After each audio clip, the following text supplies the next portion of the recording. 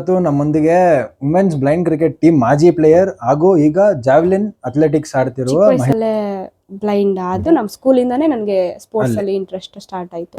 Indian ಟೀಮ್ಗೆ selection ಆದೆ. Selection ಆದ್ಮೇಲೆ ಅವರು ಫಸ್ಟ್ ನಮ್ದು ನೇಪಾಳ ಸೀರೀಸ್ ಇತ್ತು.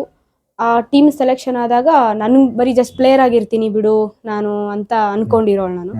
ಬಟ್ ಆದ್ರೆ ಅವರು ನನ್ನ ವೈಸ್ ಕ್ಯಾಪ್ಟನ್ ಅಂತೆಲ್ಲ ಹೇಳಿದ್ರು, ಅನೌನ್ಸ್ ಮಾಡಿ ಒಲಿಂಪಿಕ್ ಲೆವೆಲ್ಗೆ ನಾನು ಇಂಡಿಯಾನ ರೆಪ್ರೆಸೆಂಟ್ ಮಾಡ್ಬೇಕು ಅನ್ನೋದೇ ನಂಗೆ ಆ ಟೈಮಲ್ಲಿ ತಲೆಗೆ ಬಂತು. ನೀವು ಎಷ್ಟೊಂದು ಜನಕ್ಕೆ ಸ್ಫೂರ್ತಿ, ಪ್ಲಸ್ ನೀವು ನಿಮ್ಮನ್ನ ನೋಡಿ ತುಂಬಾ ಜನ ನಿಮ್ಮ ಹೆಜ್ಜೆನೆ ಫಾಲೋ ಮಾಡ್ಕೊಂಡ್ ಬರ್ತಾರೆ. ಅವ್ರಿಗೆ ಏನ್ ನೀವು ಇದು ಕೊಡ್ತೀರಾ, ಸಜೆಷನ್ ಏನ್ ಕೊಡ್ತೀರಾ, ಅಥವಾ ಅವ್ರಿಗೆ ಒಂದು ಕಿವಿ ಮಾತು ಏನ್ ಕೊಡ್ತೀರಾ?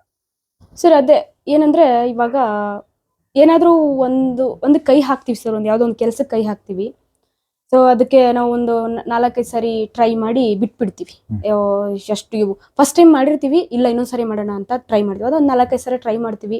ಅವಾಗ ಅನ್ಸುತ್ತೆ, ಅಯ್ಯೋ 2-3 ಸಾರಿ 4-5 ಸಾರಿ ಟ್ರೈ ಮಾಡಿದೆ, ಇನ್ನಾಗಲ್ಲ ಅನ್ಸುತ್ತೆ, ಬಿಟ್ಬಿಡೋಣ. 4-5 ಸಾರಿ ಟ್ರೈ ಮಾಡಬಾರ್ದು ಸರ್. ನಮಗೆ ಏಜ್ ಇದ್ದಾಗ, ಟೈಮ್ ಇದ್ದಾಗ ಎಲ್ಲಿ ತನ ಆಗುತ್ತೋ ಅಲ್ಲಿ ತನೂ ಟ್ರೈ ಮಾಡ್ತಾ ಇದ್ದೀವಿ. ನಮ್ಮ Indian athletic para team ready ಆಗಿದ್ದೀವಿ, ಸೊ ಮಾಡ್ತೀವಿ ಕೂಡ. ಇದಕ್ಕೆ ಆಲ್ ದ ಬೆಸ್ಟ್ ಮ್ಯಾಮ್.